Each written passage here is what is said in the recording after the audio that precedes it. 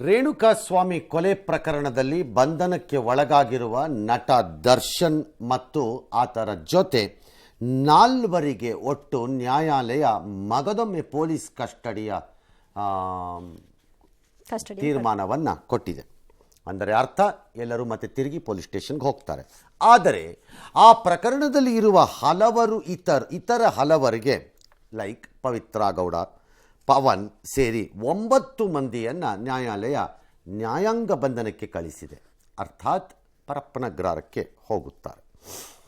Custody ಅವಧಿ ಪೂರ್ಣಗೊಂಡ ಕಾರಣ ಈ ಡಿ ಗ್ಯಾಂಗ್ ಎಂದೇ ಬಣ್ಣಿಸಲಾಗುತ್ತಿರುವ ಎಲ್ಲ ಸದಸ್ಯರನ್ನು ಘನತೆವೆತ್ತ ನ್ಯಾಯಾಲಯದ ಮುಂದೆ ಹಾಜರುಪಡಿಸಲಾಯಿತು. ಡಿ ಗ್ಯಾಂಗ್ ಹೇಗೆ ಹುಟ್ಕೋತು? ಆ್ಯಕ್ಚುಲಿ ಅದು ಡಿ ಗ್ಯಾಂಗು ಈ ವ್ಯಕ್ತಿಯಿಂದ ಹುಟ್ಟಿದ್ದಲ್ಲ.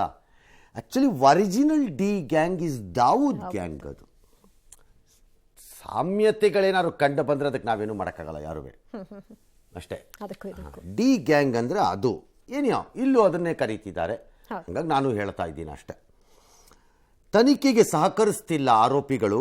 ಹೆಚ್ಚಿನ ವಿಚಾರಣೆಯ ಅವಶ್ಯಕತೆ ಇದೆ ಅಂತ ಕೇಳಿ ಬಹಳ ಸ್ಪೆಸಿಫಿಕ್ ಆಗಿ ಪಿನ್ ಪಾಯಿಂಟ್ ಮಾಡಿ ದರ್ಶನ್, ವಿನಯ್, ಪ್ರದೂಷ್ ಮತ್ತು ಧನರಾಜನ್ನು ಪೊಲೀಸರು ಮತ್ತೆ ಕಸ್ಟಡಿಗೆ ಪಡೆದುಕೊಂಡರು ವಾದ ಪ್ರತಿವಾದಗಳ ನಂತರ. ಈ ಸಂದರ್ಭದಲ್ಲಿ ನ್ಯಾಯಮೂರ್ತಿಗಳ ಮುಂದೆ ಪೊಲೀಸರು ತನಿಖಾಧಿಕಾರಿಗಳು ಹೊಸ ರಿಮಾಂಡ್ ಕಾಪಿ ಒಂದನ್ನು ಸಲ್ಲಿಸಿದ್ದಾರೆ. ಅದರಲ್ಲಿ ಹೇಳ್ತಾರೆ, ಈ ಡಿ ಗ್ಯಾಂಗ್ನ ಎಲ್ಲ ಮಾಹಿತಿಗಳು ಏನೇನಿವೆ ಎತ್ತ ಅಂತ. ಕಾಕತಾಳೀಯವೋ ಏನೋ ಎಂಬಂತೆ ನ್ಯಾಯಾಲಯದಲ್ಲಿ ವಿಚಾರಣೆ ನಡೆಯುತ್ತಿದ್ದ ಹೆಚ್ಚು ಕಡಿಮೆ ಈಚೆ ಆಚೆ ಸಂದರ್ಭದಲ್ಲೇ ವಿಧಾನಸೌಧದಲ್ಲಿ ಸಚಿವ ಸಂಪುಟದ ಸಭೆ ನಡೀತಾ ಇತ್ತು. ಈ ಸಭೆ ಪ್ರಾರಂಭವಾದ ಕೂಡಲೇ ನಮಗಿರುವ ಮಾಹಿತಿ ಅಥವಾ ಯಾರೋ ಮಂತ್ರಿಗಳದನ್ನು ಅನಧಿಕೃತವಾಗಿ ಹೇಳಿರುವ ರೀತಿಯಲ್ಲಿ ನೋಡಿದ್ರೆ ಮುಖ್ಯಮಂತ್ರಿಗಳು ಈ ವಿಷಯವನ್ನು ಸಭೆಗೆ ಮೊದಲೇ ಆರಂಭದಲ್ಲೇ ಪ್ರಸ್ತಾಪಿಸಿದರಂತೆ. ಪ್ರಸ್ತಾಪಿಸಿ ಈ ಕ್ರೌರ್ಯದ ಬಗ್ಗೆ ಮಾತಾಡಿದ್ರಂತೆ. ಪೊಲೀಸ್ ಅಧಿಕಾರಿಗಳು ನನಗೆ ಈ CCTV ದೃಶ್ಯ ಅಥವಾ ಇನ್ಯಾವುದೋ ಫೋಟೋಗ್ರಾಫ್ಸೋ ಏನೋ ತೋರಿಸಿದ್ರು. ಅಬ್ಬಾ, ಅಂತಹ ಕ್ರೂರತನವನ್ನು ನಾನು ನೋಡೇ ಇರಲಿಲ್ಲ ಅಂತ ಮುಖ್ಯಮಂತ್ರಿಗಳು ಹೇಳಿದ್ರು ಅನ್ನಲಾಗಿದೆ. ಓಕೆ, ದಟ್ಸ್ ಆಲ್ ರೈಟ್, ಅವ್ರಿಗೆ ಗೊತ್ತಾಗಿದೆ ಅಲ್ಲ. ಈ ಕ್ರೂರತೆಯನ್ನು ಅನುಭವಿಸಿದಾಗ ಮತ್ತು ನೋಡಿದಾಗ ನೆನಪಲ್ಲಿರುತ್ತೆ. ಸಾರ್ವಜನಿಕರ ನೆನಪು ಬಹಳ ಕಡಿಮೆ. ಹಾಗಾಗಿ ಕಾಲಾನಂತರದಲ್ಲಿ ಕ್ರೌರ್ಯತೆಯನ್ನು ಮತ್ತು ನೋಡಿದ್ದನ್ನು ಮರೆತು ಬಿಡಬಹುದಾದ ಸಾಧ್ಯತೆ ಇರುತ್ತೆ. ಅದು ಸಹಜ, ಬಹಳ ಸಹಜವಾಗಿ ನಡೆದೋಗ್ಬಿಡುತ್ತೆ. ಹಾಗಾಗಬಾರ್ದಷ್ಟೇ. ನೆನಪಿಟ್ಕೊಳ್ಳಿ ಸದಾ ಕಾಲ. ಒಂದು ಮುಖ ನೋಡಿದ ತಕ್ಷಣ ಅದಕ್ಕೆ ಸಂಬಂಧಿಸಿದ ಇನ್ನೊಂದು ಮುಖವನ್ನು ನೆನಪಿಸಿಕೊಳ್ಳುವಂತೆ. ಅಟ್ಲೀಸ್ಟ್ ಕೆಲವು ಪ್ರಕರಣದಲ್ಲಿ ಸಾವಿರಾರು ಕ್ರೈಮ್ ನಡೀತಿರುತ್ತೆ, ಎಲ್ಲ ನೆನಪಿಸ್ಕೊಳ್ಳೋಕ್ಕಾಗಲ್ಲ, ಕೆಲವು ನೆನಪಲ್ಲಿರುತ್ತೆ. ಸಿದ್ದರಾಮಯ್ಯನವರು ಹೇಳಿದ್ರಂತೆ ತಮ್ಮ ಕ್ಯಾಬಿನೆಟ್ ಸಚಿವ ಸಂಪುಟದ ಸಹೋದ್ಯೋಗಿಗಳಿಗೆ, ಈ ಕೇಸ್ ಬಗ್ಗೆ ಯಾರೂ ಮಾತಾಡಬೇಡಿ, ಪಿಟಿಕ್ ಅನ್ನಬೇಡಿ, ಬಿಚ್ಚಬೇಡಿ, ಕಾನೂನು ತನ್ನ ಕೆಲಸ ಮಾಡಲಿ, ಅದು ಪರ ವಿರೋಧದ ಯಾವ ಚರ್ಚೆಯೂ ಮಾಡೋಕ್ಕೆ ಹೋಗಬೇಡಿ ಯಾರುವೆ ಅಂತ ಸಲಹೆ ಕೊಟ್ರಂತೆ. ಎಲ್ಲರೂ ಸರಿ ಸಾರ್ ಅಂತ ಒಪ್ಕೊಂಡಿದ್ದಾರೆ ಅಂತ ಸುದ್ದಿ.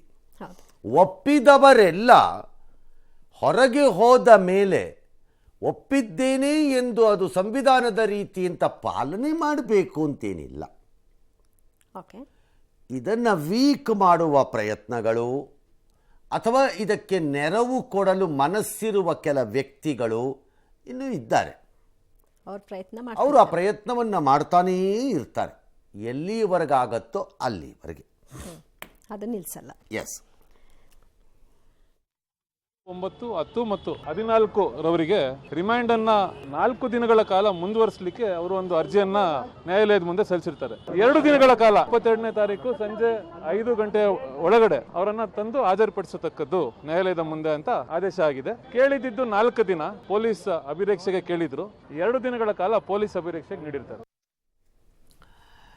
ಈ ಪೊಲೀಸ್ ಕಸ್ಟಡಿ ಏನಿದೆ, ಆಲ್ ರೈಟ್, ಫಸ್ಟ್ ಏನಿದೆ ರಿಮಾಂಡ್ ಕಾಪಿ ನೋಡ್ಬಿಟ್ಟು ಆಮೇಲೆ ಹೇಳೋಣ. ಯಾಕೆ ನ್ಯಾಯಾಲಯ 6 + 1 5 ಆ ಥರ ಏನೋ ಆಗ್ಯೋ ಏನೋ ಈ ಥರ ಏನೋ ಇರಬೇಕಲ್ಲ, 11 ದಿನ ಏನೋ ಆಗಿತ್ತು. ಏನಕ್ಕೆ ಮಗದೊಮ್ಮೆ ಮತ್ತೆ ಪೊಲೀಸರ ವಶಕ್ಕೆ ಕೊಡಬೇಕಾಗಿ ಬಂದಿದೆ. ಪೊಲೀಸ್ನವ್ರು ನ್ಯಾಯಾಲಯದ ಮುಂದೆ ಮನವಿ ಮಾಡಿರೋದು ಅಥವಾ ಅರಿಕೆ ಮಾಡಿಕೊಂಡಿರೋದು ಈ ಪವಿತ್ರ ಗೌಡ ಎಂಬಾಕೆಯ ಪ್ರಚೋದನೆಯಿಂದಲೇ ಈ ಕೊಲೆ ಆಗಿದೆ. ಅಂದರೆ ಕೊಲೆಗೆ ಒಳಸಂಚನ್ನು ಆಕೆ ರೂಪಿಸಿದ್ದಾರೆ. ಕೊಲೆ ಕೃತ್ಯದಲ್ಲಿ ಈ ವ್ಯಕ್ತಿ ಅಂದರೆ A2 ಅಂದರೆ ನಟ ದರ್ಶನ್ ಭಾಗಿಯಾಗಿದ್ದಾರೆ. ನಟ ದರ್ಶನ್ ಕ್ರಿಮಿನಲ್ ಹಿನ್ನೆಲೆ ಹೊಂದಿರುವ ಆರೋಪಿ.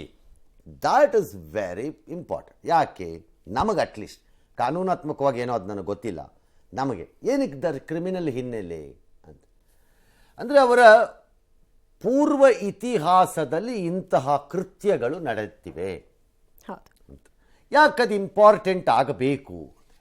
ಫಸ್ಟ್ ಟೈಮ್ ಅಫೆಂಡರ್ಸ್ ಅಂದರೆ ಮೊದಲ ಬಾರಿಗೆ ಜೀವನದಲ್ಲಿ ಎಂದೂ ತಪ್ಪು ಮಾಡದೆ ಬಂದು ಮಾಡಿದ್ದಾಗ ನ್ಯಾಯಾಲಯ ಅದನ್ನು ನೋಡುವ ರೀತಿ ಬೇರೆ. ಶಿಕ್ಷೆ ಕಡಿಮೆ ಆಗತ್ತೆ ಅಂತ ನಾನು ಹೇಳಿಲ್ಲ, ನೋಡೋ ರೀತಿ ಬೇರೆ.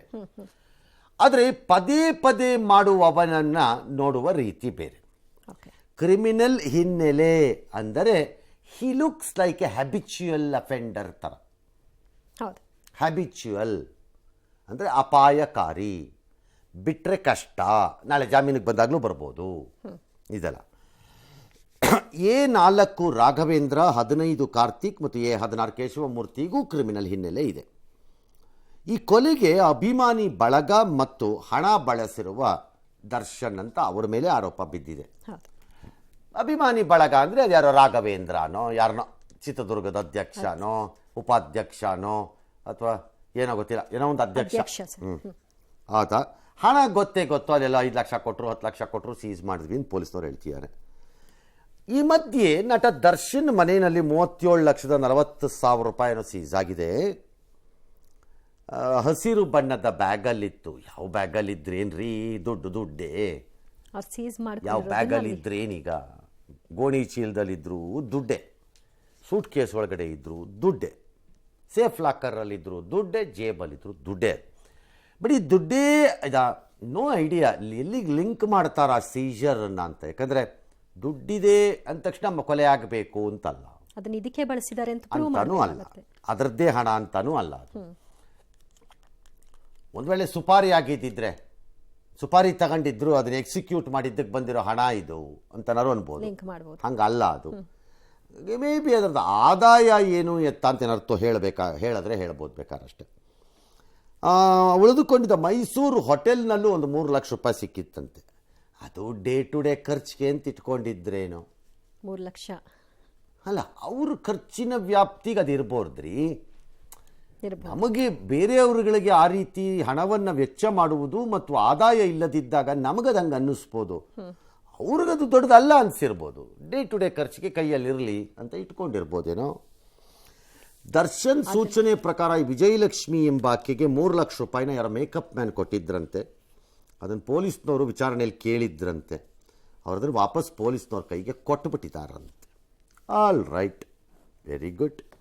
ಸರ್, ಎಲ್ಲ ಕೇಸ್ಗಳಲ್ಲೂ ವಿಚಾರಣೆಗೆ ಸಹಕಾರ ಕೊಡ್ತಿಲ್ಲ ಅಂತ ಹೆಚ್ಚುವರಿಯಾಗಿ ಕಸ್ಟಡಿಗೆ ಪಡ್ಕೊಳ್ಳೋದನ್ನು ನಾವು ನೋಡಿದ್ದೀವಿ. ಈ ಕೇಸಲ್ಲೂ 11 ದಿನ ಆದಮೇಲೂ ಈ ಪ್ರಸ್ತಾಪ ಆಗತ್ತೆ.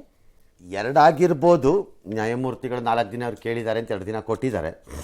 ಒಂದು ಹೊಸದಾದ ಏನು ಇಲ್ಲದೆ ಇದ್ರೂ ಲೂಸ್ ಎಂಡ್ಗಳೇನಾದ್ರು ಇದ್ದರೆ ಅದನ್ನು ಟೈಅಪ್ ಮಾಡಬೇಕು ಅನ್ನೋ ಥರ ಏನಾದ್ರು ಕೇಳಿರಬೇಕು ಇವರು. ಪೊಲೀಸ್ ಕಸ್ಟಡಿ, ಪೊಲೀಸರ ವಶಕ್ಕೆ ನ್ಯಾಯಾಲಯ ಎಟರ್ನಲ್ಲಿ ಸೂರ್ಯಚಂದ್ರ ಇರುವವರೆಗೂ ಕೊಡೋಕ್ಕೇನಾಗಲ್ಲ. ಜುಡಿಷಿಯಲ್ ಕಸ್ಟಡಿಗೆ ಹೋಗಲೇಬೇಕು. ಶನಿವಾರನಾದರೂ ಹೋಗುತ್ತದು ನನ್ನ ಲೆಕ್ಕಾಚಾರದಲ್ಲಿ. ಅನ್ಲೆಸ್ ಇನ್ಯಾವುದೋ ಹೊಸ FIR ಆಗಿ ಹೊಸ ಕೇಸ್ ಅವ್ರ ಮೇಲೆ ಅಮರ್ಕೊಂಡ್ರೆ ನಂಗೆ ಗೊತ್ತಿಲ್ಲ, ಅದು ಆ ಕೇಸಲ್ಲಿ ತೊಗೋಬೋದು ಬೇಕಾದ್ರೆ ಅಷ್ಟೇ. ಹಾಗಾಗಿ ಇಲ್ಲದಿದ್ದರೆ ಪೊಲೀಸ್ ಕಸ್ಟಡಿಗೆ ಹೋಗಲೇಬೇಕು, ಹೋಗುತ್ತೆ. ಪೊಲೀಸ್ ಕಸ್ಟಡಿಯಿಂದ ಜುಡಿಷಿಯಲ್ ಕಸ್ಟಡಿ ಅಂದರೆ ನ್ಯಾಯಾಲಯ ಬಂಧನ ಅಂದರೆ ಜೈಲಿಗೆ ಹೋಗೋದು, ಪೊಲೀಸ್ ಬಂಧನ ಅಂದರೆ ಪೊಲೀಸ್ ಸ್ಟೇಷನ್ಗೆ ಹೋಗೋದು, ಅಷ್ಟೇ ವ್ಯತ್ಯಾಸ. ಹಾಂ, ಅದಾದ ಮೇಲೆ ಅವರು ರೆಗ್ಯುಲರ್ ಆಗಿ ಬೇಕಾದಂಥ ಬೇಲ್ಗೆ ಅಪ್ಲಿಕೇಶನ್ ಹಾಕ್ಕೋತಾರೆ. ಸೆಷನ್ಸ್ ಕೋರ್ಟಿಗೆ ಬರುತ್ತೆ. ಇದು ಕೊಲೆ ಕೇಸ್ ಆದ್ದರಿಂದ ಅಲ್ಲಿ ನ್ಯಾಯಾಲಯ ಏನು ತೀರ್ಮಾನ ಮಾಡುತ್ತೋ ಅದು ಮಾಡುತ್ತೆ. ಫಸ್ಟ್ A1 ಆರೋಪಿಯನ್ನ ಪವಿತ್ರ ಗೌಡ ಮಾಡಿದಾಗ ಅವ್ರಿಗೊಂದು ಮೆಸೇಜ್ ಬಂದಿತ್ತು, ಅವ್ರ ಪಾತ್ರ ಬರೀ ಹೇಳಿದ್ದಷ್ಟೇ, ಅದಕ್ಕೆ A1 ಅಂತ ಪ್ರಶ್ನೆಗಳು ಬಂದಿತ್ತು ಸರ್. ಬಟ್ ಈಗ ಆಕೆಯೇ ಇದಕ್ಕೆಲ್ಲ ಪ್ರೇರಣೆ ಕೊಟ್ಟಿದ್ದು, ಇದಕ್ಕೆ ಆಕೆಯನ್ನು ಪೀರಿಯಡ್ ಆಫ್ ಇನ್ವೆಸ್ಟಿಗೇಷನ್ಸ್ ಅಲ್ಲಿ ಏನೇನು ರಿವೀಲ್ ಆಗಿದೆ ಅನ್ನೋದು ನಮಗೆ ಗೊತ್ತಿದೆ ಅಂತ ನಾವು ಹೇಳಕ್ಕಾಗಲ್ಲ. ನಮ್ಗೇನು ಗೊತ್ತಿಲ್ಲ. We don't know exactly chain of events ಹೆಂಗೆ ನಡೆದಿದೆ ಓಕೆ ಅಂತ, ಅಂದರೆ ಹೇಗೆ ಸಾಗಿದೆ ಇದು ಅನ್ನೋದು ನಮಗೆ ಗೊತ್ತಿಲ್ಲ. ಹಾಗಾಗಿ ಬಹುಶಃ ಪೊಲೀಸ್ನವರು ಅದನ್ನು ಆಲೋಚನೆ ಮಾಡೇ A1 ಮಾಡಿರ್ಬೋದು, ಓಕೆ ಪ್ರಚೋದನೆ ಅಂತ ಕಾರಣಕ್ಕೆ. ದರ್ಶನ್ ಗ್ಯಾಂಗ್ ವಿರುದ್ಧದ ಕೇಸನ್ನ ಪೊಲೀಸರು ಇನ್ನಷ್ಟು ಸ್ಟ್ರಾಂಗ್ ಮಾಡಿದ್ದಾರೆ. ಮೊದಲು 302 ಹಾಗೂ 201 ಸೆಕ್ಷನ್ ಅಷ್ಟೇ ಹಾಕಿದ್ರು, ಈಗ ಮತ್ತೆ 8 ಸೆಕ್ಷನ್ಗಳನ್ನ ಹಾಕಿ ಪ್ರಕರಣವನ್ನ ಇನ್ನಷ್ಟು ಬಿಗಿಗೊಳಿಸಿದ್ದಾರೆ. ಆರೋಪ ಸಾಬೀತಾದ್ರೆ ಗರಿಷ್ಠ ಶಿಕ್ಷೆ ಎಷ್ಟಾಗಬಹುದು ಅನ್ನೋದನ್ನ ನೋಡೋಣ. ಸರ್ ಹಂಗಾಗಲ್ಲ. ಪೊಲೀಸ್ನವರು IPC ನಲ್ಲಿ ಅಳವಡಿಕೆ ಆಗಿರಬಹುದಾದ ಸೆಕ್ಷನ್ಗಳನ್ನೆಲ್ಲ ತಂದು ಹಾಕಿಬಿಟ್ರು ಅಂದ ತಕ್ಷಣ ಬಿಗಿ ಆಗ್ಬಿಡ್ತು ಅಂತ ನಾನು ಹೇಳಕ್ಕೆ ತಯಾರಿ ಇಲ್ಲ. ಅದರಿಂದಲೇ ಎಸ್ಕೇಪ್ ಆಗಬಹುದಾಗಿತ್ತೇನೋ, ಆದರೆ ಎಸ್ಕೇಪ್ ಆಗಕ್ಕಾಗಲ್ಲ ಅಂತ ಬೇಕಾದ್ರೆ ಹೇಳಬಹುದು. ಹಾಕಿದ ತಕ್ಷಣ ಬಿಗಿ ಆಗಿಬಿಡ್ತು ಅಂತ ಹೇಳಕ್ಕಾಗಲ್ಲ. ಕಾರಣ ಸೆಕ್ಷನ್ಗಳನ್ನು ಹಾಕ್ತಾ ಹೋಗಬಹುದು, ಬಟ್ ಅದಕ್ಕೆ ಪೂರಕವಾದ ಸಾಕ್ಷಿಗಳನ್ನು ನಾಳೆ ತರಬೇಕು. ಇಲ್ಲದೇ ಇದ್ರೆ ಆರೋಪ ಪಟ್ಟಿ ಆದಮೇಲೆ ಚಾರ್ಜಸ್ ಫ್ರೇಮ್ ಆಗೋ ಟೈಮಲ್ಲಿ ಕೆಲವು ಸೆಕ್ಷನ್ಗಳು ಢಮ್ ಅಂತ ಹಾರಿ ಚಂದ್ರಲೋಕಕ್ಕೆ ಹೋಗುತ್ತೆ. ಹಂಗಾಗಲ್ಲ, ಹಾಕಿದ ತಕ್ಷಣ ಆಗೋಗಿರುತ್ತೆ ಅಂತಲ್ಲ. ಆದರೆ ಹಾಕುವ ಆಸಕ್ತಿ, ಅದಕ್ಕೆ ಸಾಕ್ಷ್ಯಾಧಾರಗಳನ್ನು ಪೂರೈಕೆ ಮಾಡುವುದರಲ್ಲೂ ಇರಬೇಕು. ಏನೇನೋ ಸದ್ಯಕ್ಕೆ ಇದು ಹಾಕದೆ ಇದ್ದಿದ್ದರೆ ಇದಿಷ್ಟರ ಪ್ರಶ್ನೆಗಳಿಂದ ಅವ್ರು ಎಸ್ಕೇಪ್ ಆಗ್ಬಿಡ್ಬೋದಾಗಿತ್ತು. ಈಗ ಅಟ್ಲೀಸ್ಟ್ ಪ್ರಶ್ನೆ ಏನಾದ್ರು ಕೊಡಬೇಕು. 302 ಕೊಲೆ ಇತ್ತು ಅವ್ರ ಮೇಲೆ, 201 ಸಾಕ್ಷ್ಯನಾಶದ್ದು ಇತ್ತು ಈಗಾಗಲೇ. ಆದರೆ ಈಗ ಅವ್ರಿಗೆ 364 ಯಾವುದೋ ಹಾಕಿ ಕಿಡ್ನ್ಯಾಪನ್ನು ಸೇರಿಸ್ಕೊಂಡಿದ್ದಾರೆ.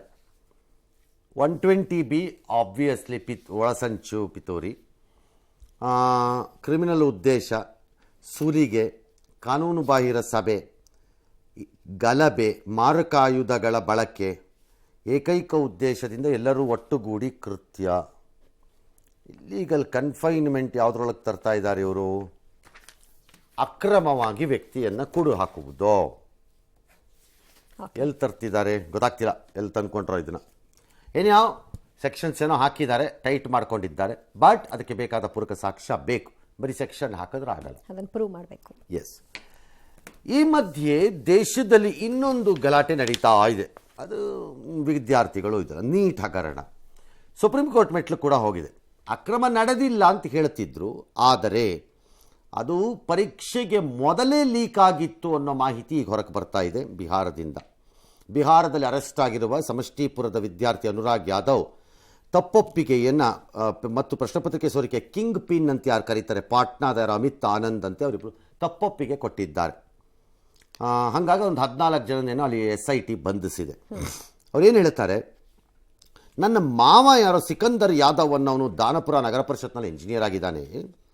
ಕೋಟಾಗೆ ತಯಾರಿ ಮಾಡ್ಕೋತಾ ಇದ್ದೆ, ಕೋಟಾದಲ್ಲಿ ನಾನು ನೀಟ್ಗೆ. ಆಗ ನನ್ನ ಮಾವ ಕರೆ ಮಾಡಿ, ನಾ ಎಲ್ಲ ತಯಾರಿ ಮಾಡ್ಕೊಂಡಿದ್ದೀನಿ, ಮನೆಗೆ ಬಾ ಅಂದರು. ರಾತ್ರಿ ಹೋದಾಗ ನನ್ನ ಕೈಗೆ ನೀಟ್ ಪ್ರಶ್ನೆ ಪತ್ರಿಕೆ ಮತ್ತು ಉತ್ತರ ಪತ್ರಿಕೆ ಎರಡನ್ನೂ ಕೊಟ್ಟರು.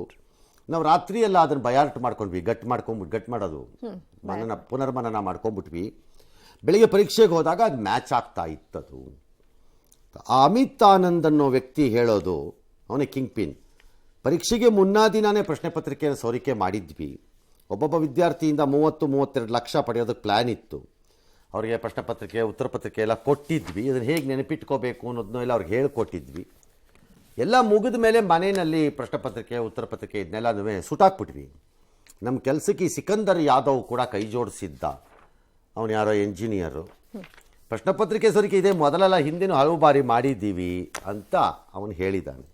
ತಕ್ಕಳಪ್ಪ ಅತ್ಕತ್ತು. ಈಗ ಬೆಂಕಿ ಯಾರೊಬ್ಬ ಪರಿಷತ್ನಲ್ಲಿರುವ ಇಂಜಿನಿಯರ್ಗೆ ಈ ಕಾಪಿ, ಅವನಿಗೆ ಲಿಂಕ್ ಏನು ಅಂತ ಎಸ್ಟಾಬ್ಲಿಷ್ ಆಗಿರೋದು. ಹಾಗಾಗಿ ಅವನು ಯಾವುದೋ ಲಿಂಕ್ ಎಸ್ಟಾಬ್ಲಿಷ್ ಮಾಡ್ಕೊಂಡಿದ್ದಾನೆ. ಆ ಮೂಲಕ ಯಾವುದೋ ಕಚಡ ಇವ್ರ ಟಚ್ಗೆ ಬಂದಿರಬೇಕು. ಆ ಕಚಡ ಲೀಕ್ ಮಾಡಿರಬೇಕು. ಎಲ್ಲಿಂದಾಗಿರಬೇಕು ಈ ಲೀಕು? No idea. ಬಿಹಾರದ ಲೆವೆಲಲ್ಲಿ ಎಲ್ಲರೂ ಆಯಿತು, ಡೆಲ್ಲಿಯ NTA level, national testing agency ಅದರದ್ದು ಲೆವೆಲಲ್ಲಿ ಎಲ್ಲರೂ ಬಂದಿದೆಯಾ ಗೊತ್ತಿಲ್ಲ. ಪ್ರಶ್ನೆ ಪತ್ರಿಕೆಗಳು ಈ ಥರ ಲೀಕ್ ಆಗೋದು ನಮ್ಮ ರಾಜ್ಯಕ್ಕೇನು ಹೊಸದಲ್ವಲ್ಲ. ಹೌದು, ನಮ್ಮ ಕರ್ನಾಟಕದಲ್ಲೂ ಆಯ್ತಲ್ಲ, 3 ಸರಿನೋ 4 ಸರಿನೋ ಸತತವಾಗಿ ಆಗೋಗ್ಲಿಲ್ವಾ ಆಗಿದೆ. ಅವಾಗ ಆಗ್ಲಿಲ್ವಾ ಅದಾದ್ಮೇಲೆ ಒಂದಷ್ಟು ಟೈಟ್ ಮಾಡೋ ಕೆಲಸಗಳು ಮಾಡಿದ್ರು, ಅದಾದ್ಮೇಲೆ ಒಂದಷ್ಟು ಬಿಗಿಗೊಳಿಸೋ ಕೆಲಸಗಳು ಏನೋ ಮಾಡಿದ್ರು. ಬಟ್ ನಮ್ಗೇನು ಹೊಸದಲ್ಲ. ಹೌದು, ಈಗ ಇದು ರಾಷ್ಟ್ರ ಮಟ್ಟದಲ್ಲಿ ಆಗ್ತಾ ಇದೆ, ಅದು ರಾಜ್ಯ ಮಟ್ಟದಲ್ಲಿ ಆಗ್ತಾ ಇತ್ತು. ಅವಾಗ ನಿಜ ಆಗಿತ್ತು ರಾದರ್. ಅದಾದ್ಮೇಲೆ ಏನಾಯ್ತೋ ಗೊತ್ತಿಲ್ಲ ಆ ಕೇಸು, ಆ ಅಕ್ಯೂಸ್ಡ್ಗಳೆಲ್ಲ ಎಲ್ಲೋದ್ರೋ ಏನೋ, ಏನು ಕತೆ. ಇದು ಪದೇ ಪದೇ ಭಾರತಕ್ಕೆ ಅಂಟಿರುವ ರೋಗ ಇದು. ಇದು ಪ್ರಶ್ನೆ ಪತ್ರಿಕೆಗಳನ್ನ ಲೀಕು. ಹಿಂದೆ ಆದರೆ ನಮ್ಗೆ ಅವಕಾಶ ಇರಲಿಲ್ಲಪ್ಪ. ಈಗ ತಂತ್ರಜ್ಞಾನದ ಲಾಭ ಪಡ್ಕೊಂಡು ಏನಾದ್ರು ಮಾಡಬೇಕಾ ಅಂತ ಯೋಚನೆ ಮಾಡೋ ಸಮಯಪ್ಪ ಇದು. ಪ್ರಶ್ನೆ ಪತ್ರಿಕೆಯನ್ನು ಮುದ್ರಿಸೋದನ್ನೇ ಬಿಟ್ಟುಬಿಡಬೇಕು ಅಂತ ನನ್ನ ವಾದ. 10 ನಿಮಿಷ ಇದ್ದಾಗ ಎಲ್ಲೋ ಒಂದು ಕಡೆ 10 ಸೆಟ್ಟಲ್ಲಿ ಒಂದು ಲಾಟ್ರಿ ಥರ ಯಾರೋ ಮಂತ್ರಿನೋ ಸೆಕ್ರೆಟರಿನೋ ತೆಗೆದುಬಿಟ್ಟು ಈಗಿನ 10 ನಿಮಿಷಕ್ಕೆ ಇದೇ ಪೇಪರ್ ಅಂತ ಕೊಡೋ ಥರ ತಂದು ಅದನ್ನು ಟೆಕ್ನಾಲಜಿನಲ್ಲಿ ಸ್ಟೂಡೆಂಟ್ಸ್ಗೆ ಅವ್ರವ್ರ ಎಕ್ಸಾಮಿನೇಷನ್ ರೂಮ್ಗಳಿಗೆ ಟ್ರಾನ್ಸ್ಫರ್ ಮಾಡೋಂಗೆ ಮಾಡಿಬಿಡ್ಬೇಕಪ್ಪ. ಏನಾರು ಹೊಸ ಆಲೋಚನೆ ಮಾಡಲೇಬೇಕಾಗುತ್ತೆ, ಏನಾದ್ರು ಮಾಡಬೇಕು, ತಂತ್ರಜ್ಞಾನ ಯೂಸ್ ಮಾಡಬೇಕು. ಈಗ ಫಾರ್ ಎಕ್ಸಾಂಪಲ್ ನೀಟ್ ಅಂತ ಜಾಗ ಇದಕ್ಕೆ ಎಕ್ಸಾಮ್ಗೆ ಲಾರ್ಜ್ಲಿ ಮೇಜರ್ ಸಿಟೀಸು ನಗರದಲ್ಲೇ ಇರುತ್ತೆ ಅದರದ್ದು ಎಕ್ಸಾಮಿನೇಷನ್ ಸೆಂಟರ್ಸು. ಒಂದು ವೇಳೆ ಯಾವುದೋ ಒಂದು ಸೆಂಟರ್ಗೆ ಹತ್ತಿರದಲ್ಲಿ 26 ಕಿಲೋಮೀಟರ್ ದೂರದಲ್ಲಿ ಒಂದು ಹಳ್ಳಿ ಇದೆ, ಅಲ್ಲಿಗೆ ಏನು ಮಾಡಬೇಕು ಅಂತಂದರೆ ಆ ಸೆಂಟರ್ನೇ ಇಲ್ಲಿ ಕೊಟ್ಬಿಟ್ಟು ಸಿಟಿ ಕಡೆಗೆ ಅವ್ರಿಗೆ TA ಕೊಟ್ಟರು ಪರವಾಗಿಲ್ಲ, ಅಲ್ಲಿಗೆ ಶಿಫ್ಟ್ ಮಾಡ್ಕೊ, ಅವ್ರಿಗೆ ಬಸ್ ಫ್ರೀ, ಅಲ್ಲಿ ಬಂದಾಗ ಒಂದು ಛತ್ರದಲ್ಲಿ ಉಳ್ಕೊಳ್ಳೋಕೆ ಫ್ರೀ ಅಂತ ಬೇಕಾದ್ರೆ ಕೊಟ್ಟರು ಪರವಾಗಿಲ್ಲ, ಹೌದು, ತೊಂದರೆ ಇಲ್ಲ. ಯಾಕಂದ್ರೆ ಅದು ನಂಬರ್ ಲೆಸ್ ಇರುತ್ತೆ. ಅದು ಹೌದು, largely urban areas taluka headquarters ಲೆವೆಲಲ್ಲಂತೂ ಇರ್ತಾರೆ ಎಲ್ಲರೂ. ಆ ಥರ ಅದರ ತಂತ್ರಜ್ಞಾನದಲ್ಲಿ ಪ್ರಶ್ನೆ ಪತ್ರಿಕೆ 10 ನಿಮಿಷದ ಮೊದಲು ಇತ್ಯರ್ಥ ಆಗೋಂಗೆ ಇರಬೇಕಪ್ಪ. 10 ಸೆಟ್ 20 ಸೆಟ್ ಇರುತ್ತೆ, ಅದರಲ್ಲಿ ಯಾವ ಸೆಟ್ಟು ಅಂತ ಯಾವನೂ ಗೊತ್ತು.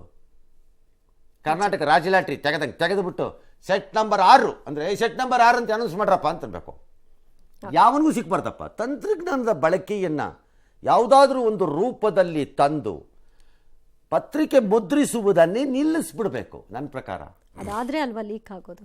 ಮುದ್ರಿಸಿದ್ರೆ ತಾನೇ ಉಪ್ಪಿನಕಾಯಿ ಹಾಕೊಂಡು ನೆಕ್ಕಳಿ ಅಂತ. ಇದಾದ್ಮೇಲೂ ಲೀಕ್ ಆಗಬೇಕು ಅಂದರೆ ಆ 20 ಸೆಟ್ ಮಾಡಿದವರು ಯಾರಿಗೋ ಲೀಕ್ ಮಾಡಬೇಕು, ಅದು ಬರುತ್ತೆ ಅಂತ ಗ್ಯಾರಂಟಿ ಇಲ್ಲ. ಯಾರು ಅಂತಾದ್ರೂ ಗೊತ್ತಾಗತ್ತೆ. ಅಲ್ಲ, 20 ಸೆಟ್ ಮಾಡಿರ್ತಾರಲ್ಲ, ಅದ್ರ ಒಬ್ಬ ಯಾರೋ ಪೇಪರ್ ಸೆಟ್ ಮಾಡಿದವನು ಲೀಕ್ ಮಾಡಿರಬೇಕು. ಅವನದೇ ಬರುತ್ತೆ ಅಂತ ಏನೋ 16ನೇ ಸೆಟ್ ಮಾಡಿರ್ಬೋದು, ಅದೇ ಬರುತ್ತೆ ಲಾಟ್ರಿ ಇಲ್ತಾವ್. ಅದರಲ್ಲೂ ಅದೃಷ್ಟ ಹೊಡೆದು 16ನೇದೇ ಲೀಕ್ ಆಗಿ 16 ಯಾವನಿಗೋ ಸಿಕ್ಕಿ 16 ಲಾಟ್ರಿಲಿ ಬಂದರೆ ಅದ ಇನ್ನು ತಡ್ಕೊಳಕ್ಕಾಗಲ್ಲ, ಅವಾಗ ಏನು ಮಾಡೋಕ್ಕಾಗಲ್ಲ, ಯಾವುದನ್ನು ನಿಲ್ಸಕ್ಕಾಗಲ್ಲ. ಆದರೆ ಏನಾದ್ರು ಒಂದು ಯೋಚನೆ ಮಾಡಬೇಕು. Why are we not thinking to use technology in conducting the exams? ನಾವು ಯಾಕೆ ಇನ್ನೂ ಪ್ರಶ್ನೆ ಪತ್ರಿಕೆ ಪ್ರಿಂಟ್ ಮಾಡಿ ಒಂದು 1 ಅವರ್ ಎಕ್ಸ್ಟ್ರಾ ಕೊಡಿ. ಉತ್ತರ ಬರೆಯಲು ಯೋಗ್ಯತೆ ಇದೆ ವಿದ್ಯಾರ್ಥಿಗೆ ಅನ್ನೋದಾದರೆ ಪ್ರಶ್ನೆನೂ ಬರ್ಕೊಳ್ಳೋಕ್ಕೆ ಯೋಗ್ಯತೆ ಇರಬೇಕಲ್ವೇ? ಸಹಜ. ಉತ್ತರ ಬರೆಯೋಕ್ಕೆ ಯೋಗ್ಯತೆ ಇದೆ ಅವನಿಗೆ ಅಂತಂದರೆ ಪ್ರಶ್ನೆ ಪತ್ರಿಕೆ ಹಿಂಗೆ ನೋಡ್ಬಿಟ್ಟು ಅದಕ್ಕೆ ಉತ್ತರ ಬರೀತೀನಿ ಅಂದರೆ ಪ್ರಶ್ನೆನೇ ಅವ್ನು ಬರ್ಕೊಳ್ಳೋಂಗೆ ಮಾಡಬೇಕು. ಏನ್ರಿ ಇದು ಮಾತೆತ್ತಿದ್ರೆ ಎಲ್ಲ ರಾಜ್ಯದಲ್ಲೂ ಇದೆ ಗ್ರಾಚಾರ ಬರೀ. ಎಸ್, ನೀಟ್ ಹಗರಣವನ್ನು ವಿಪಕ್ಷ ಕಾಂಗ್ರೆಸ್ ದೊಡ್ಡ ಅಸ್ತ್ರವನ್ನಾಗಿ ಬಳಕೆ ಮಾಡಿಕೊಂಡಿದೆ. ನೀಟ್ ಪರೀಕ್ಷೆ ರದ್ದತಿಗೆ ಆಗ್ರಹಿಸಿ ನಾಳೆ ದೇಶವ್ಯಾಪಿ ಪ್ರತಿಭಟನೆಗೆ ಕರೆ ಕೊಟ್ಟಿದ್ದಾರೆ. ಇಂದು ಸಂಜೆ ನೀಟ್ ಸಂತ್ರಸ್ತ ವಿದ್ಯಾರ್ಥಿಗಳನ್ನು ರಾಹುಲ್ ಗಾಂಧಿ ಭೇಟಿ ಮಾಡಿದ್ರು. ದೇಶಾದ್ಯಂತ ವ್ಯಾಪ ಮಾದರಿ ಹರಡ್ತಾ ಇದೆ. ಆದರೆ ರಷ್ಯಾ ಉಕ್ರೇನ್ ಯುದ್ಧವನ್ನೇ ನಿಲ್ಲಿಸಿದಂತಹ ಮೋದಿಗೆ ನೀಟ್ ಅಕ್ರಮವನ್ನು ನಿಲ್ಲಿಸೋದಕ್ಕೆ ಆಗಲ್ವಾ ಅಂತ ಲೇವಡಿ ಮಾಡಿದ್ರು. ಪರೀಕ್ಷಾ ಅಕ್ರಮ ನಿಲ್ಲಿಸಲು ಮೋದಿ ಅವರಲ್ಲಿ ಇಚ್ಛಾಶಕ್ತಿ ಇಲ್ವಾ ಅಂತ ಪ್ರಶ್ನೆ ಮಾಡಿದ್ರು. ಚುನಾವಣೆ ನಂತರ ನರೇಂದ್ರ ಮೋದಿ ಮಾನಸಿಕವಾಗಿ ಕುಗ್ಗಿ ಹೋಗ್ಬಿಟ್ಟಿದ್ದಾರೆ ಅಂತ ಟೀಕಿಸಿದ್ರು. ನೀಟ್ ಅಕ್ರಮವನ್ನು ಎನ್ಡಿಎ ಸರ್ಕಾರದ ಹಗರಣ ಅಂತಲೂ ಕೂಡ ಬಣ್ಣಿಸಿದ್ದಾರೆ ಉನ್ನತ ಶಿಕ್ಷಣ ಸಚಿವ ಶರಣಪ್ರಕಾಶ್ ಪಾಟೀಲ್. ರಾಜ್ಯದಲ್ಲಿ ನೀಟ್ ರದ್ದತಿಗೆ ಕಾನೂನು ತೊಡಕಿದೆ ಅಂತ ಹೇಳಿದ್ದಾರೆ. ಇದರಿಂದ ಕೇಂದ್ರ ಸರ್ಕಾರ ತೀವ್ರ ಮುಜುಗರವನ್ನ ಅನುಭವಿಸಿದೆ. ಈ ಬೆನ್ನಲ್ಲೇ ಎನ್ಟಿಎ ಕ್ಷಮತೆಯನ್ನು ಪರಿಶೀಲಿಸಲು ಉನ್ನತ ಮಟ್ಟದ ಸಮಿತಿಯನ್ನು ರಚಿಸಲು ಕೇಂದ್ರ ಶಿಕ್ಷಣ ಸಚಿವಾಲಯ ಮುಂದಾಗಿದೆ. ಇದೇ ವೇಳೆ ನೀಟ್ ಹಗರಣದಲ್ಲಿ ಆರ್ಜೆಡಿ ನೇತಾರ ತೇಜಸ್ವಿ ಯಾದವ್ ಸಹಕಾರದ ಪಾತ್ರವಿದೆ ಎಂಬ ಗಂಭೀರ ಆರೋಪವೂ ಕೂಡ ಕೇಳಿಬರ್ತಾ ಇದೆ. ಬಿಹಾರದ ಡಿಸಿಎಂ ಬಿಜೆಪಿ ಮುಖಂಡ ವಿಜಯ್ ಕುಮಾರ್ ಸಿನ್ಹಾ ಈ ಬಗ್ಗೆ ಮಾತನಾಡಿದ್ದಾರೆ. ಇನ್ನು ಪರಸ್ಪರ ಕೆಸರಾಟಕ್ಕೂ ಕೂಡ ಕಾರಣವಾಗಿದೆ. ಈ ಹೊತ್ತಲೇ ಸುಪ್ರೀಂ ಕೋರ್ಟ್ ಕೂಡ ಪ್ರಕರಣವನ್ನು ಗಂಭೀರವಾಗಿ ಪರಿಗಣಿಸಿದೆ. ಹಲವು ಹೈಕೋರ್ಟ್ಗಳಲ್ಲಿ ನಡೀತಾ ಇದ್ದಂತಹ ವಿಚಾರಣೆಗಳಿಗೆ ತಡೆಯಾಜ್ಞೆ ನೀಡಿರುವಂತಹ ಸುಪ್ರೀಂ ಕೋರ್ಟ್ ಎಲ್ಲಾ ಅರ್ಜಿಗಳ ವಿಚಾರಣೆಯನ್ನು ತಾನೇ ನಡೆಸಲು ತೀರ್ಮಾನಿಸಿದ್ದು ಕೇಂದ್ರ ಸರ್ಕಾರ ಮತ್ತು ಎನ್ಟಿಎಗೆ ನೋಟಿಸ್ ಜಾರಿ ಮಾಡಿದೆ. ಆದರೆ ಪರೀಕ್ಷೆ ರದ್ದು ಮಾಡಲು ಆಗಲ್ಲ, ಕೌನ್ಸಿಲ್ಗೆ ತಡೆಯಾಜ್ಞೆ ನೀಡಲು ಸುಪ್ರೀಂ ಕೋರ್ಟ್ ಸ್ಪಷ್ಟನೆಯನ್ನು ನೀಡಲ್ಲ ಅಂತ ಹೇಳಿದೆ. ಎನ್ಡಿಎ ಸರ್ಕಾರದ ಬಹಳ ದೊಡ್ಡ ಹಗರಣ ಇದೆ. ಅವ್ರು ಯಾರಿಗೆ ಪ್ರೊಟೆಕ್ಟ್ ಮಾಡ್ತಾ ಇದ್ದಾರೋ ಗೊತ್ತಿಲ್ಲ. ಸಿಬಿಐ ಎನ್ಕ್ವೈರಿ ಯಾಕೆ ಆಗ್ತಾ ಇಲ್ಲ? CBI ಎನ್ಕ್ವೈರಿಗೆ ಕಾಲ್ ಮಾಡಾಗಿದೆ. ಶರಣಪ್ರಕಾಶ್ ಪಾಟೀಲ್ರಿಗೆ ಕಾಂಗ್ರೆಸ್ ಸರ್ಕಾರ ಇದ್ದಾಗ ನಮ್ಮಲ್ಲೂ ಇದೇ ಥರ ನಡೆದಾಗ ಯಾರು ಹಗರಣ? ಇದು ಹಂಗಲ್ಲ. ಇದು ಸರ್ಕಾರಗಳ ಮಟ್ಟದಲ್ಲಿ ನಡೆಯುವ ಕೆಲಸ ಅಲ್ಲ. ಇದು ಕಚಡಗಳು ಕೆಳಗಡೆ ಇರುವ ಮಟ್ಟದಲ್ಲಿ ನಡೆಯುವ ಕೆಲಸ ಇದು. ಸರ್ಕಾರದ ಮಟ್ಟ ಅಲ್ಲ ಇದು. ನಿಮ್ಮ ಸರ್ಕಾರ ಇದ್ದಾಗಲೂ ಇಲ್ಲಿ ರಾಜ್ಯದಲ್ಲಿ ನಡೀತಲ್ಲ, ಆಗ ಯಾರ ಹಗರಣ? ಹಂಗಲ್ಲ ಅದು CBI ಎನ್ಕ್ವೈರಿ. ಬಟ್ ಇದು ನಡೀಬಾರ್ದು, ಇದೆಲ್ಲ ಅವನಿಗೂ ಗೊತ್ತದು. ರಾಹುಲ್ ಗಾಂಧಿ ಬಿಡಿ, ರಷ್ಯಾ ಉಕ್ರೇನ್ ಯುದ್ಧ ನಿಲ್ಲಿಸಿದ್ದು ಎಲ್ಲಿ ಹೇಳಿದ್ದು? ಯಾರು ಹೇಳಿದ್ದಾರೆ ಇದು ರಷ್ಯಾ ಉಕ್ರೇನ್ ಯುದ್ಧ ನಿಲ್ಲಿಸ್ತೀವಿ ಅಂತ? ಯಾರೂ ಹೇಳಿಲ್ಲ. ಅವರು ಪೊಲಿಟಿಕಲಿ ಅವ್ರಿಗೆ ಇಷ್ಟ ಬಂದಂಗೆ ಮಾತಾಡ್ತಾರೆ, ಅವರು ಮಾತಾಡ್ಬೋದು. ನಾಳೆ ನಮ್ಮ ಕರ್ನಾಟಕದಲ್ಲಿ ಅಪ್ಪಿತಪ್ಪಿ ಯಾವ್ದಾರು ಆದರೆ ರಾಹುಲ್ ಗಾಂಧಿ ಏನು ಹೇಳ್ತಾರಾಗ? See, you cannot say governments are rarely ಇರ್ಬೋದೇನೋ ಅದರ ಮಂತ್ರಿಗಿಂತ್ರಿನೇ ಇನ್ವಾಲ್ವ್ ಆಗಿರೋ ರೀತಿ. ಇಲ್ಲಿದ್ರೆ somewhere in the middle and below ಆಗೋ ಕೆಲಸಗಳಿದು ಸಾಮಾನ್ಯವಾಗಿ. ಹಾಗಾಗಿ ನಾವು we have to go beyond that and think. Sharan Prakash Patil Rahul Gandhi ಹೇಳ್ಬಿಟ್ಟು ತಕ್ಷಣ ಅಲ್ಲ, ನೋಡೋಣ ಅದನ್ನ ಏನು ಮಾಡ್ತಾರೆ ಅಂತ. ಆಮೇಲೆ ನೀಡಕ್ಕಾಗಲ್ಲ ಅಂತ ಹೇಳಿದೆ ಸರ್, ಪರೀಕ್ಷೆಗೆ ರದ್ದು ಮಾಡಕ್ಕಾಗಲ್ಲ ಅಂತ ಕೋರ್ಟ್ ಹೇಳಿದೆ. ಹಾಗಿದ್ರೆ ಕೇಂದ್ರ ಸರ್ಕಾರನೇ ಏನಾದರೂ ಪ್ರಯತ್ನ ಮಾಡಬಹುದಾ? ಆಗಲ್ಲ. ಸುಪ್ರೀಂ ಕೋರ್ಟಿನ ಆದೇಶದ ಮೇರೆಗೆ, ಅದು ತೀರ್ಪಿನ ಮೇರೆಗೆ ರಚಿತವಾಗಿರುವಂತಹ ಎಕ್ಸಾಮ್ ಅದು. ಹಾಗಾಗಿ ಸುಪ್ರೀಂ ಕೋರ್ಟೇ ಪುನರ್ ಪರಿಶೀಲಿಸಬೇಕು ಅಷ್ಟೇ. ಅದನ್ನು ಪರಿಶೀಲಿಸಿದ್ರೆ ಆಗ್ಬೋದು.